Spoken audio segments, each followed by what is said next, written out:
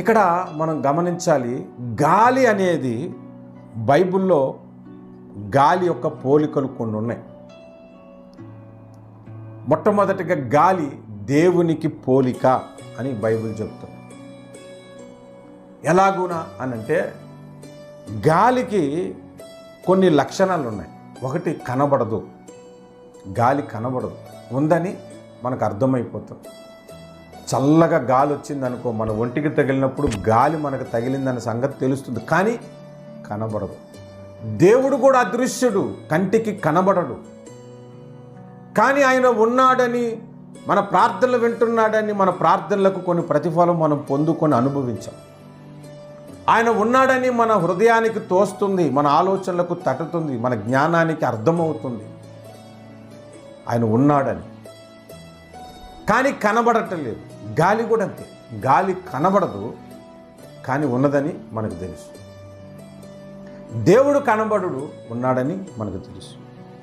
గాలికి ఉండే ఇంకొక లక్షణము, అంతటా ఉంటుంది.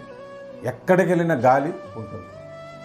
మనం ఏదైనా ఊరిల్లావు అనుకోండి, బట్టలు పట్టుకెళ్తాం, సూట్ కేసు పట్టుకెళ్తాం, టవల్ పట్టుకెళ్తాం, సోప్ పట్టుకెళ్తాం, పేస్ట్ పట్టుకెళ్తాం.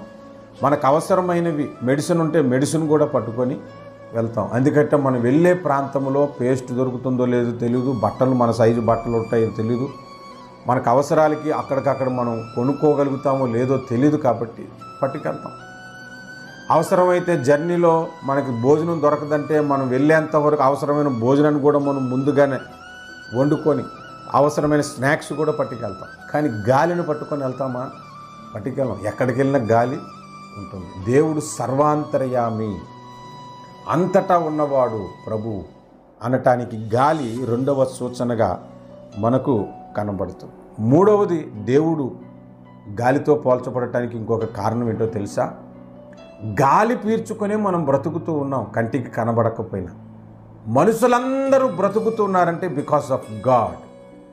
ఆయన అందరికీ ప్రాణాధారమైన దేవుడు. ఈ మూడు లక్షణాలను బట్టి గాలి దేవునికి పోలిక.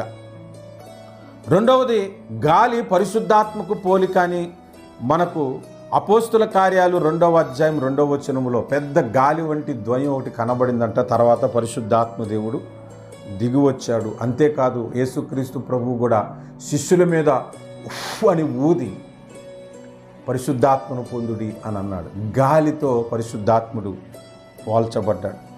గాలి రక్షణ పొందిన వ్యక్తులకు కూడా పోలికని యోహాను సువార్త 3వ అధ్యాయము 8వ వచనంలో మనకి కనబడుతుంది. ఆ వచనాన్ని చదువుతాను, చూడండి. గాలి తనకిష్టమైన చోటుకు విసరును, నీవు దాని శబ్దము విందువే గాని ఇది ఎక్కడికి వచ్చునో, ఎక్కడి నుండి వచ్చునో, ఎక్కడికి పోవునో నీవు ఎరుగవు, నీకు తెలియదు.